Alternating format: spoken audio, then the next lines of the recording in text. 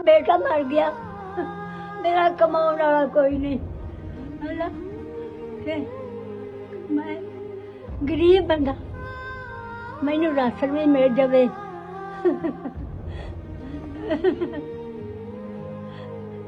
मैं अखा तो मठान, मैनू दिंदे कुछ नहीं। नजर कुछ नहीं आंदा? नहीं, माड़ा माड़ा होंदा एक अख। हाँ, माड़ा माड़ा होंदा इस अख च कोई नहीं। मैं अपनी नमाज पढ़ जोगी वो तो हो जावा है ना। ਇਹ ਤੁਹਾਡੀ ਮੇਨ हाँ ये मेरा ਤੇ ਕਮਾਉਣ ਨੂੰ ਹੈ ਤੁਹਾਡਾ ਕੋਈ? नहीं, साडा कमाने वाला कोई नहीं, साडा कमाने वाला कोई नहीं दा ਰਾਸ਼ਨ ਇਹ ਖਾਣ ਦਾ? है। ਰਾਸ਼ਨ ਇਹ बस इदा ही आ, 4 दिन कोई एक रोटी दे दिंदा ते परां ते दूजा रोटी दे दिंदा, बस राशन उसन साडे कोल।